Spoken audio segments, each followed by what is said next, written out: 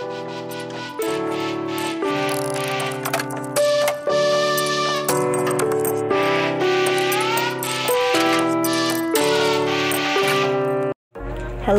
mga kabisaya travelers. So karon ay may torta adto ta sa Kayangan Lakes.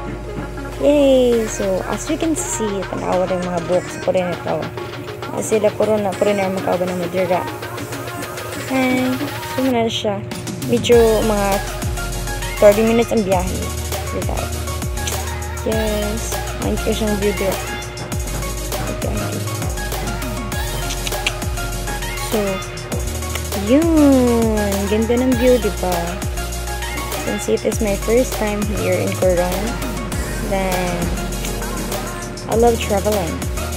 You know, Thriller Soul, yes.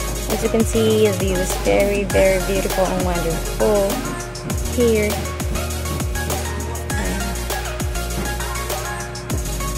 Oh my, ganda talaga. Then dyan, malapit na malapit na yan. Hapit na jud na siya. Naka-travelers. Ganda talaga ng view ng Coron. If you want to travel in Coron, it is the fit places and island that you can have and you can travel. You know, dyan as you can see, bago tayo pumunta dun sa Kayangan Lake is dyan. Madami na tayo dyan. Medyo natakot nga ako dyan kasi parang mabasot na dyan talaga. Ito na si Mama Jill. Medyo layo-layo na siya.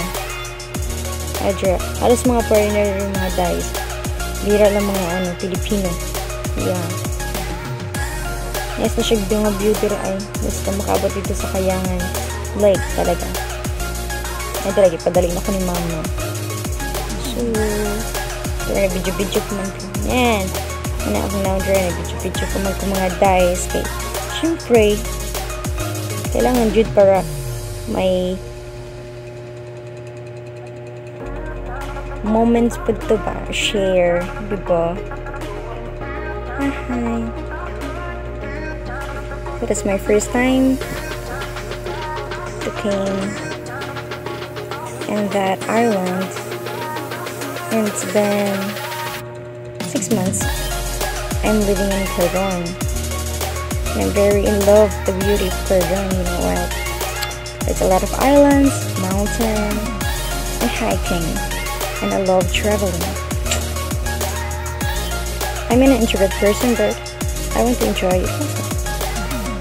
Yeah. Nadragi ako na siyang gikang si Mama. Yay! So sorry guys ha sa Bisaya sa pagsagol na siya dragi. Siyempre di mo ba fluent kayo sa English o fluent kayo sa Tagalog. So if Bisaya man sa guys. So yan. Tayuan, Kayangan. So dyan nag-video na ko. So nag-video ko dyan na kadugay na realize na ko nga ay tayo na po na mag-video tayo niya kita magandang na ako na siyang gibali na lang sa nala medyo saka na siya mga di ko tansya yung pila ka steps pero ano siya medyo malayo-layo siya pago mo parang ano siya parang cave siya lake talaga pero ang ganda talaga dun makikita nyo guys ganda guys mamamanga ka talaga sa motivation dyan mga ilang steps yun medyo malayo dyan oh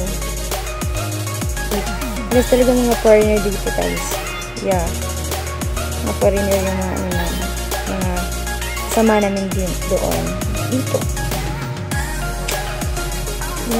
makita mo nag-stop ko dyan kasi you know what kailangan natin walahin sila guys diba katanongin tayo natin alam yung salita ng English diba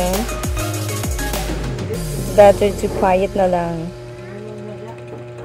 And yan, as you can see guys, ang ganda talaga. Makita mo na yung lake. Wow, nakakainap talaga yung place. Dati, ano ko lang to, Dream ko lang to yung mga, ganito yung mga island nakapunta, bro. Dream come true. Thank you, Lord. Thank you for that wonderful creation. Oh my, nakakaganda talaga yung guys. As you can see in Kayangan Lake, they said that 30% of salt water and matabang siya is 70%. So as you can see, ganda talaga guys. Ganda. Video ko daw para mas mga picture guys. Thank you for watching. Bye bye.